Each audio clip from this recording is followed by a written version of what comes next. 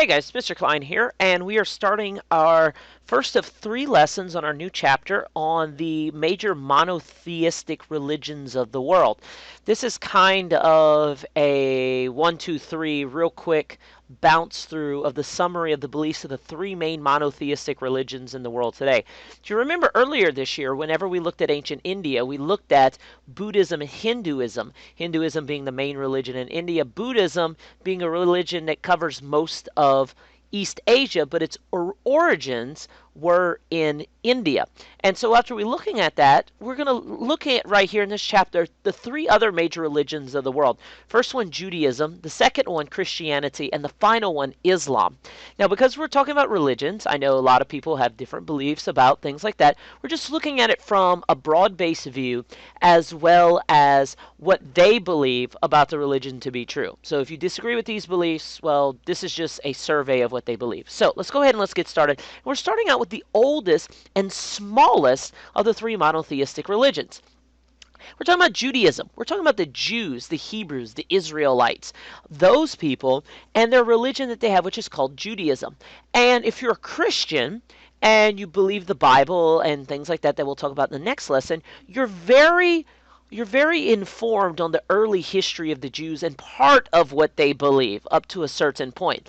But Judaism and Christianity differ in some major ways, and so we're going to look at that as we go through this lesson. So let's go ahead and let's get going. Now, a people called the Hebrews appeared in Southwest Asia around 3000-ish BC.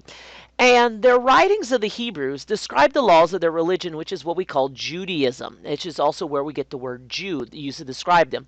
Now, Judaism is different from Christianity and Islam in that ethnicity, or in other words, your family background, has as much to do with you being a Jew as actually the religion itself. You can, in some ways, start attending a Jewish synagogue, and that's like their church.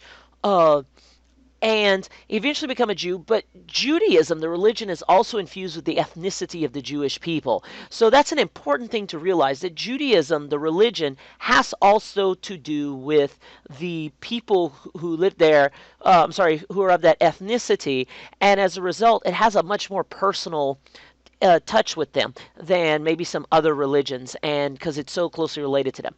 According to the Hebrew Bible, or the Torah, which for you Christians out there is the first 5 books of the Bible, the Pentateuch, if you will. Judaism started with a man called Abraham, who God came to him and said to go to a new land and make his children into a mighty nation. His descendants, according to God, would number as many as the sand in the sea or the stars in the sky. Time moves forward. We have another important man in Hebrew history. His name was Moses. He led the Israelites out of slavery in Egypt on a journey called the Exodus. And of course, there was a movie. This video I made is in early 2015. The movie Exodus: Gods and Kings came out. But also the more famous one that we all remember is Charlton Heston, for us in the United States, playing as Moses in the Ten Commandments. And here's where Moses, according to the story of the Exodus, parts the Red Sea. The Israelites are able to escape, and the waves crash down on Pharaoh and his men, killing them, allowing the Israelites to escape. Now, during the Exodus, God gave Moses 2 stone tablets. He goes up to a mountain, and God says, look, you are my chosen people. Here's some things you need to follow. And the 10 Commandments were written there. These are the list of the 10 most important laws, if you will, of the Jewish law, and these form the basis of many of our laws and ethics even today. Now, things like don't murder, don't steal, don't lie, things of that nature, using the Sabbath to keep it holy, a day of rest and things like that. Those are central ideas in our law as well as our way of life in the Western world. And if we fast forward through Jewish history, we lead up to the age of the kings, which unite the Israelite tribes of Hebrews. And whenever I say Israelites, I also mean Jews. These words are interchangeable.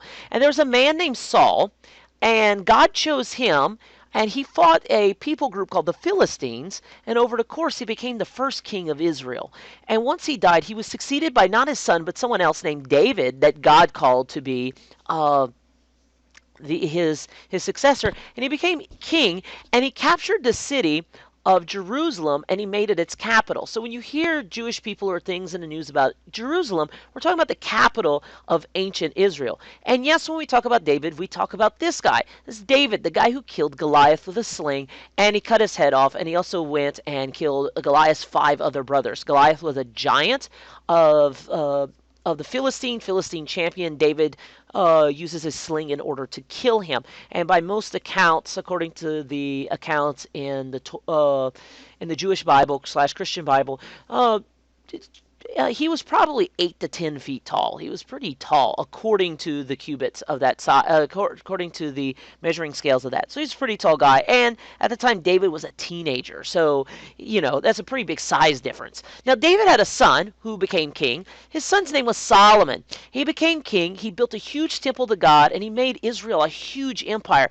So much so that, like the Egyptians and Assyrians and people around him, if you remember from earlier the Fertile Crescent, these people would come to him and pay him tribute because he was considered so wise and so wealthy.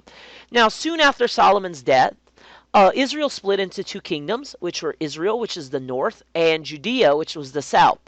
And over time, they were invaded and they were taken apart. And the Jews were scattered abroad, and this was known as a diaspora. And a diaspora is the scattering of people. And the Jews had 2 separate diasporas. This is the first one. The first one, they kind of spread them all over the place initially. And as the Greeks came through and the Romans came back, Jews started settling over. And so this is around the birth of Jesus, around this time. Okay, this is dark purple. But by the late Roman period, they kind of spread out into other pockets, into the Western Empire here, and in pockets in Turkey and Eastern Turkey over here. But Jews were spread out in Egypt, around Israel, and things like that. And possibly even in the late Roman period, they might have settled in Great Britain as well as France. But what ended up happening was they were scattered in AD 70 when they rebelled against the Romans, and the Romans laid siege and actually destroyed the temple and scattered them away. That was considered a second and a permanent diaspora. And really until 1948 with the establishment of Israel, you didn't have large numbers of Jews living in Israel. And of course, Israel being right here, Rome's over here. Okay, so Turkey, Greece, so you understand the lay of the land. So let's talk about their beliefs of Judaism itself and how it holds together their society. Jewish society is founded on their religion, okay? The ethnicity of the Jewish people, like I said, is tied into its religion. Judaism has 4 big ideas. First one is God. Second is education, because you're supposed to be able to read the scriptures. Justice, that good are rewarded, bad are punished, and obedience. Judaism is pretty much the oldest religion to practice what we call monotheism. Monotheism is the belief in only one God. When we talked about Buddhism and Hinduism are broadly based in polytheism. I know some people may say that Buddhism doesn't even have a conception of a God like we call. So, you might not want to include Buddhism in that. But Christianity, Islam, and Judaism here are monotheistic. They believe in one God. There's not a God of the sky, God of the sun, anything like that. There's no universal spirit or anything like that. There's just one God, okay? And his name is Yahweh, okay? And you might see Jews spell it without the vowels, YHWH, because one of the 10 Commandments is to not take God's name in vain. In other words, don't use God's name flippantly. So it's considered so holy that they abbreviate it so that they don't use his name in vain. And that the Jews are his chosen people. They're Yahweh's chosen people. So Yahweh looks out for the Jews. He takes care of them. He provides for them. When they're in trouble, he comes to their rescue. And the Jews believe that Yahweh, or God, gave them many laws to follow. The 10 Commandments are just the beginning of these laws. These laws are what we call the Mosaic Law. And the Mosaic Law covers everything about Jewish life. It determines, like most people know of kosher food, it determines the food that they eat, whether clean or unclean. It determines housing, it determines banking, it even determines what kind of clothes they can wear. And it also recovers sacrifices, that the Jewish initially believed in animal sacrifice as in order to repent and take care of sins. But after the destruction of the temple in Jerusalem since AD 70, Jews haven't had that ability for animal sacrifice. And so And so the law covered all of this stuff, that for everything you're supposed to do a sacrifice. And that was the concept of justice, that if you do something wrong, if you sin, you need to pay back God for and ask for forgiveness to get that taken care of. Now there's three major groups of Jews when we talk about their beliefs. First one are what we call the Orthodox Jews. These Orthodox Jews follow all of the Mosaic law. They eat kosher, they do all of that stuff. They follow the practices in order to have their sins forgiven and things like that. Then what we call Reform Jews. Reform Jews don't follow many of the laws. Many of them are Jewish more in ethnicity, or they might follow kosher eating, or they kind of pick and choose what they believe, what they follow. And then what we call conservative Jews tend to fall in between. They might follow most of them. They pick and choose a little bit less than the Reform Jews. They follow the bulk of the Mosaic law. So we have Orthodox Jews that go all the way. Reform Jews don't follow many of the laws. They follow a few. And then conservative Jews kind of fall in between Orthodox and Reform Jews. Okay? So that's kind of the basics of Judaism. Here's some things about what they believe. Okay, these texts. The most important text in Judaism is the Torah. The Torah is the most important list, and it consists of 5 books, essentially Genesis, Exodus, Leviticus, Numbers, and Deuteronomy. And it lists the Mosaic Law in the early Jewish history, things about Abraham and Moses leading them out of Egypt. Okay, every synagogue, which is a place of Jewish worship, has one. Okay, and this is what the Torah looks like on a scroll. So the Torah, whenever they have their Jewish services, the rabbi or the teacher will open it up and will read scriptures as a part of the service. But the Torah and stuff's actually in book form also. The Hebrew Bible, which for Christians is considered the Old Testament, we call that the Tanakh. The Tanakh contains the Torah, messages from prophets, poems, songs, stories, lessons, and generally a history of the Jewish people. The Talmud was written after the Tanakh, okay, and it's a collection of stories written by Jewish scholars. And it's kind of intended as a commentary or a guide, and it helps people understand as well as follow or analyze the laws described in the Hebrew Bible. It tells you what to do. Like whenever the Torah says to do this and this is actually what it's talking about, and it helps you understand it. And like I said, when we talk about the 3 monotheistic religions, Jewish beliefs have influenced 2 other major religions. Christianity, which you kind of consider as actually an offshoot of Judaism, and Islam, which kind of formed afterward. And we'll talk about those 2 in the next lesson stuff. So let's wrap up this lesson and talk about some cultural traditions. Like I said, the Jewish temple was destroyed in AD 70. Jews were scattered all over the world, and they had no central temple to meet up. So as a result, Jewish society kind of splintered. Most of the Jews settled in Europe, and they developed into 2 branches. One, and the majority of Jews today are what we call Ashkenazim. Okay, and they're the branch that settled in Germany, France, and Eastern Europe. They tended to keep themselves separate from their neighbors, and they tended to be more orthodox. And they even developed their own language, which was called Yiddish, which is kind of a mixture of Hebrew and German. Okay?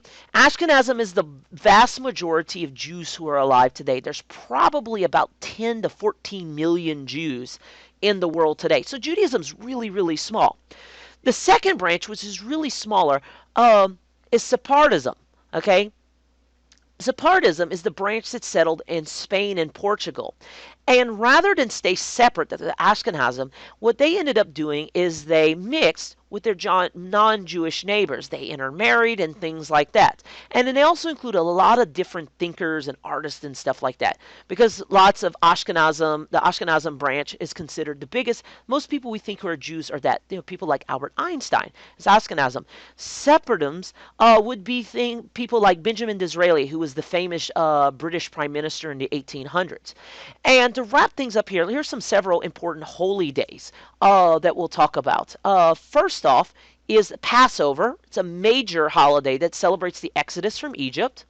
Another one is Hanukkah. Hanukkah is around Christmas time, and it celebrates the rededication of the temple after the Jews successfully revolted against the Greeks in 160 BC. They threw off Greek rule, and they were able to rededicate their temple that the Greeks said that they couldn't worship in anymore. Another holiday is Rosh Hashanah, which is the Jewish New Year. It's usually in October. And the most important day for Jews is the Day of Atonement, or Yom Kippur, I'm sorry, Rosh Hashanah is usually in September, but October is usually Yom Kippur. It's where they ask God to forgive them of their sins. And one last thing, things about the Jews. One of the reasons why Jewish population is so small is because of traditionally Jews have been persecuted for their beliefs and their ethnicity, up to including the Holocaust. Okay, and so worldwide, this is pretty much populations of over 5,000 Jews in the world today. Israel is the world's only Jewish state. This is where about half of the Jews in the world live. 5.4 million Jews live in Israel. And the bulk of Jews, and about the same number that live in Israel, absolutely live in the United States, about 5.2 million, with a lot of them living in major cities like Chicago and especially New York. If you go to New York, Jewish laws like the Sabbath is on Saturday. Jewish businesses are closed on Saturday. You can actually go to places in New York, and whereas Saturday is usually a shopping day, it's closed because it's the Sabbath. And Christmas in some communities in New York aren't celebrated because everyone celebrates Hanukkah. So, there you go. That's the lesson on Judaism. I know this is a kind of a long lesson, but the Jews have a rich and varied history. Remember, they came from Abraham. They're considered God's chosen people. Moses led them out, and God gave them the Ten Commandments. Famous kings included David, who killed Goliath. And after the kingdom split, they was called the Diaspora, and they were spread across Europe. The beliefs of Jews are based on God, education, justice, and obedience. Jews believe in one God, and they have what's called the Mosaic Law, which is a list of rules that they follow. The Mosaic Law is held in the Torah, which are the 5 books of law. The Tanakh is the rest. It's law and history and prophets and poetry and stuff like that. The Talmud is the other important book, which lists stories in order for Jews to understand and live their life. And Judaism has influenced Christianity and Islam. There's two main branches of Judaism in terms of ethnicity. There's Ashkenazim, which are the bulk of people, and Separatism were ones who settled and kind of mixed in rather than staying separate. And several important holy days include Passover, Hanukkah, Rosh Hashanah, and Yom Kippur. So there you go. That's the lesson. I know a whole lot of information, so I hope you got it, and I hope you enjoyed it. And as always, if you have any questions, please let me know, and thanks for watching.